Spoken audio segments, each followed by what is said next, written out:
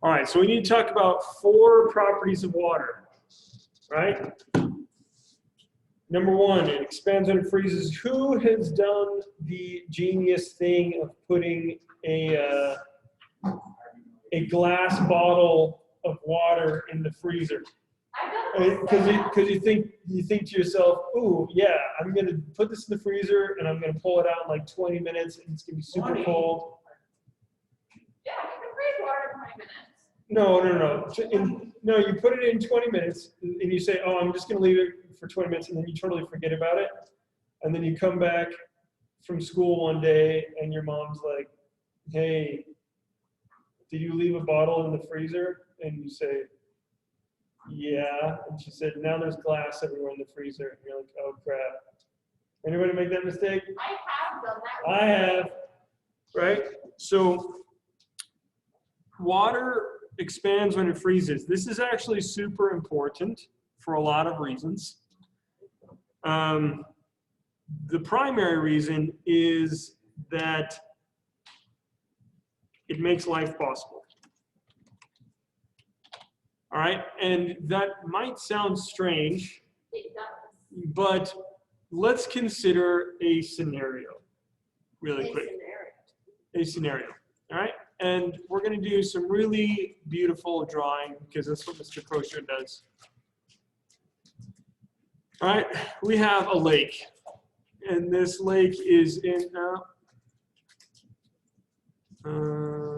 we go. No, you do not need to draw this. Beautiful lake bottom here. And this lake has some water in it because that's what a lake is. Beautiful, I know. Okay? And there's a fish that lives in here. And his name is Felicia. His name is Felicia. Uh-huh. And Felicia the fish lives in this lake.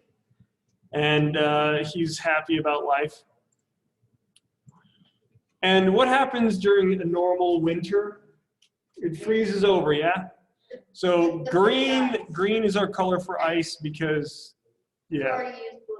I already used blue, okay? So there's some ice, and Felicia the fish is still happy because the ice is on top of the lake, yeah? Well, let's consider what would happen if water didn't expand when it froze, but when it actually contracted like most things do when they freeze. That would mean that the ice would sink, okay? And let's just say, for Felicia's sake, that the ice freezes and sinks, but it breaks apart when it sinks, so it doesn't actually just crush Felicia as it's sinking. Okay, so it breaks into pieces, and so we end up with some ice on the bottom of our lake. Die, Felicia. No, but explain. Why wouldn't it sink if it expanded? That honestly kind of looks If it didn't expand, then it would sink. Because it would become more dense. If it contracted like most things do when they freeze, then the ice would sink. It makes it less dense, so it floats. Okay? When water freezes, it expands and makes it less dense, and so it floats on water. Well, the next year comes along, and the lake freezes over again. But here's the thing. Those are all Felicia's fallen friends. This wouldn't melt because it's at the bottom, and it's cold at the bottom. Okay? So we get more ice.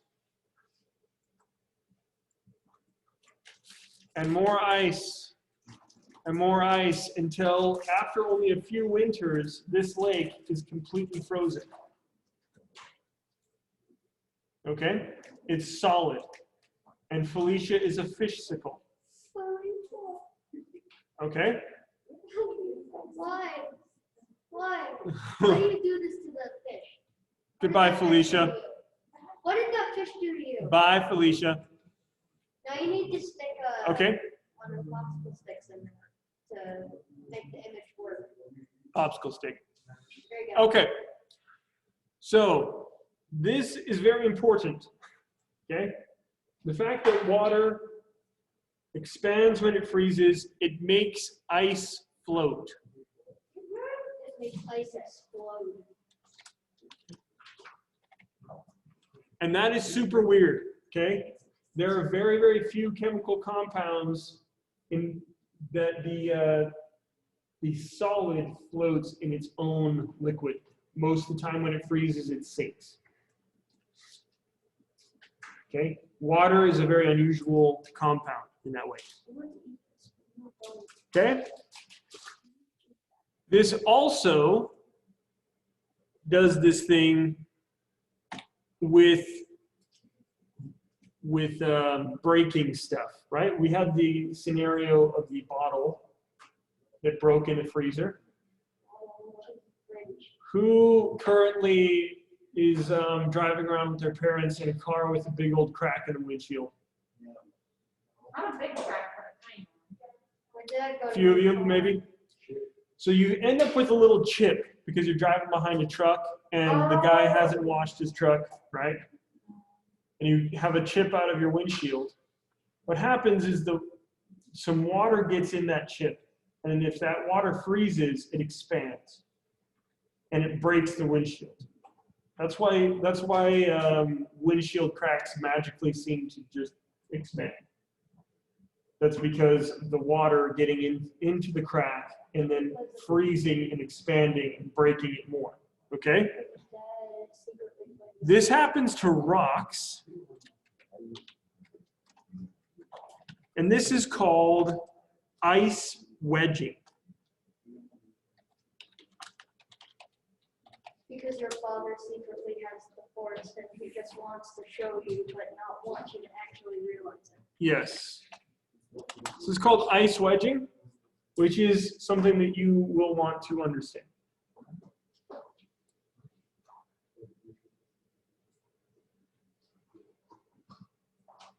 Okay?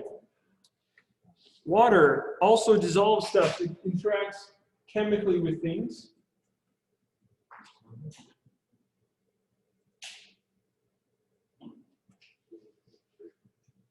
This causes chemical erosion.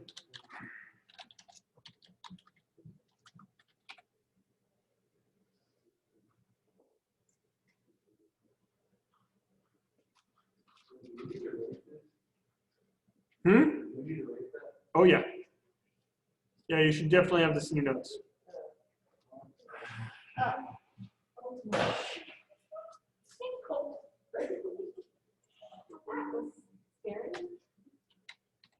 It's also called chemical weathering. Weathering? There's, let me see a couple, there we go. Chemical weathering, I can spell. Why is English such a weird language? Like buffalo in the sentence. It's true. Buffalo. What dissolves stuff? What dissolves stuff? Water dissolves stuff. Okay?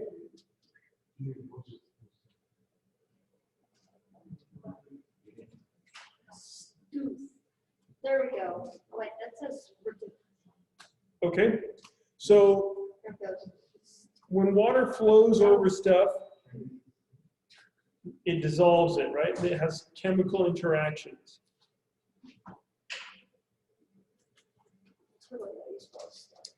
And it carries that stuff away. Okay? Please don't compare water to the van. To what? You know what I'm talking about. No, I don't. It's a very serious topic. All right. Called kidnapping. The van. Oh, the van. Okay. The van. I get what you're saying. Okay.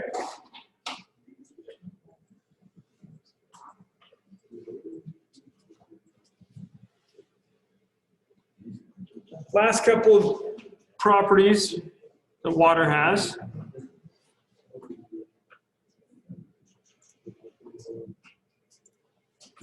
It holds heat and cold. You just, geez. Okay?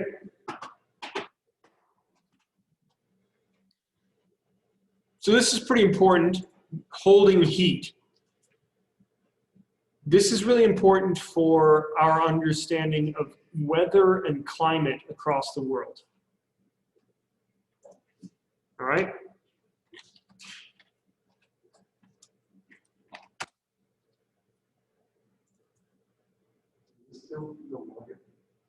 Yeah, properties of water. So let's look at a map really quick. So water holds heat.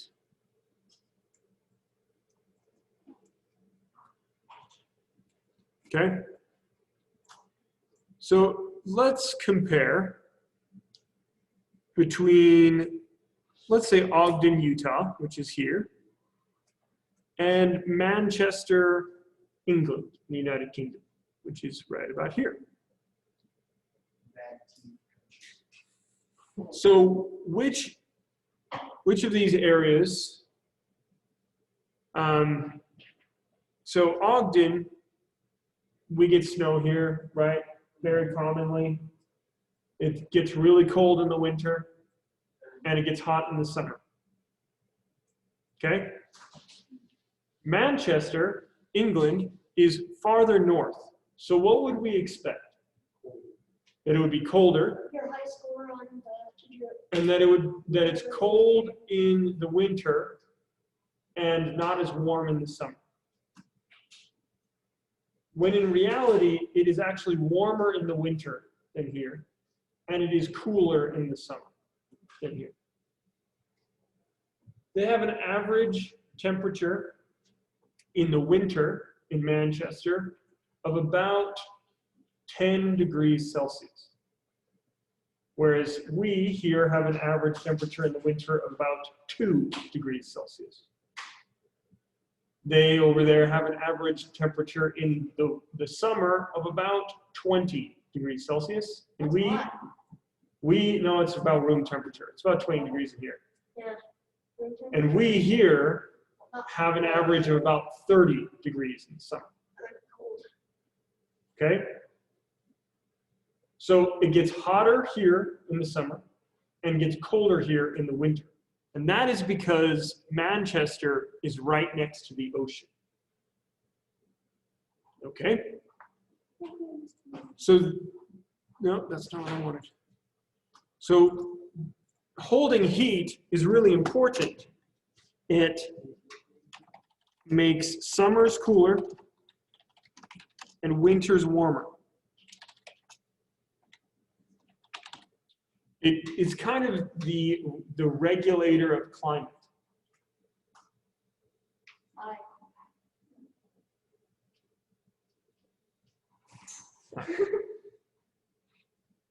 Okay? So the Atlantic Ocean, don't worry, I'll go back.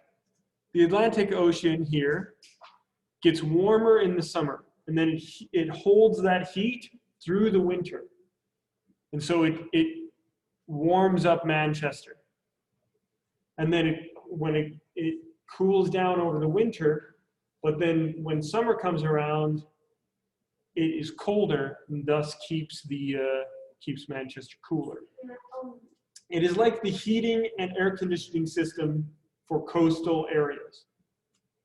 Now, I have an online friend that lives in the United Kingdom. Mm-hmm. And a few days ago, I was talking to him about how we had snow. Mm-hmm. And he was like, I've never actually been in a snowstorm before. Mm-hmm. The only snow I ever see is artificial. And I'm like, what's that? Yeah, so it hardly ever snows in Manchester, even though it is farther north. That's weird. It is interesting, huh? Okay? That is because it is close to the ocean. So coastal areas are warmer in the winter and cooler in the summer because the ocean holds the heat. And cooler in the summer. With the sunglasses on. Okay? That's why So, I'm always wearing sunglasses. This also contributes to storm patterns. All right?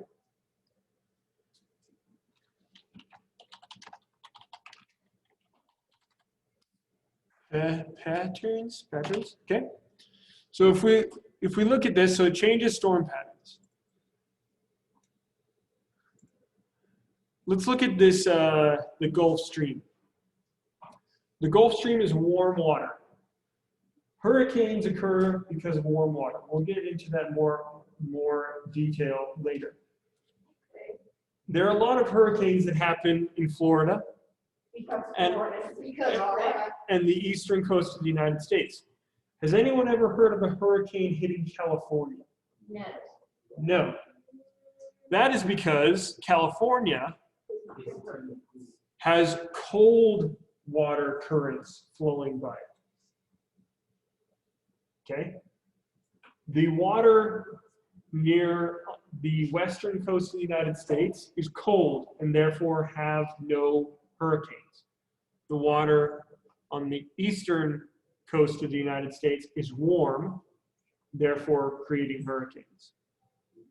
You're reminding me of a video I saw once of like this YouTuber was just doing something with like fire, and they were like, "This is how Florida always is." It's just like explosions. Funny thing is, that's not even wrong. As someone who lived in Florida, 100% fires is an everyday thing. Yeah, and it was when we were Okay, doing- last thing. Yeah, that's Florida. Okay, so water transports energy and matter, meaning it carries along with it warmth and nutrients in the currents. Okay? Mr. Hope still has. Because you're in my class, and you love my class. That's why. More of it, Mr. Croshaw is like Mr. Lemon, where he's fun, and because he's fun, I'll try and be fun. You Okay, get off topic. last thing before we finish, really quickly, we need to talk about albedo. Okay, albedo is the reflectivity of something.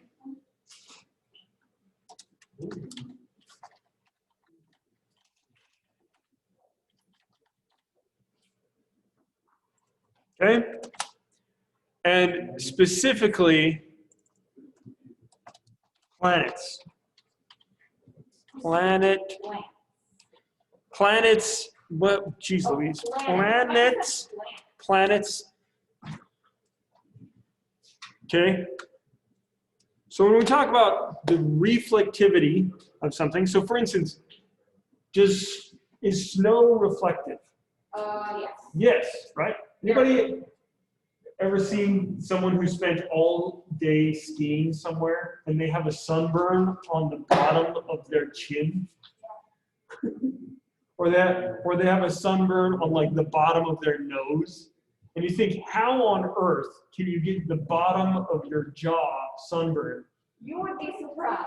It's because the sun is reflecting off of the snow, and you can get a sunburn from the reflection off of snow. My dad tries to make me wear sunglasses because he used to be in the snow a lot when he was my age, and because of that, it was the same with my grandpa. And my grandpa's had to have surgeries on his eyes because all the white and the bright lights made his eyes So you- fail. Yeah, you can have vision impairment from being in the snow too much on bright days. My dad said him and his grandpa had it, so he's afraid me and Kirk. Yeah, well, so the reflectivity of something, so this makes it so that the sun's energy is reflected or absorbed absorbed depending on the albedo. Okay? So for instance, clouds are reflective, right? So a lot of clouds reflect the sun's energy out into space. Is the land very reflective? No, right? It absorbs the heat energy. Okay, specifically, well, a lot of plants, right? And the darker the color of rock, the more it absorbs the energy, the hotter it gets, right? Like on a hot day, or maybe not even on a hot day, on a kind of cool day, if you want to warm up, and if it's cool outside but the sun is shining, go and lay on a road somewhere. Well, I know. Isn't that the best feeling? try to avoid a road that has cars on it. I'm Yeah. down to my house. So I'm down to my house. I live at the very top. so Just nowhere. the road absorbs a lot of the heat. Okay? But if you find some like a white area that is not going to absorb very much heat because it has a high albedo. Okay? That is a material that I need to cover for today. So here's the thing, my friends. Please turn in your stuff. Don't play in the road. Okay? Don't play the road with stick. I am being extremely generous. Don't kill yourself. I'm being extremely generous with points for late work. You're so generous. All right? Because life is crazy. The number of people that are failing Earth systems Is astronomical. is concerning. The number of people who are passing but have a C or a D is equally concerning. So, please turn in your stuff. Please, please, please, please. Wait, so if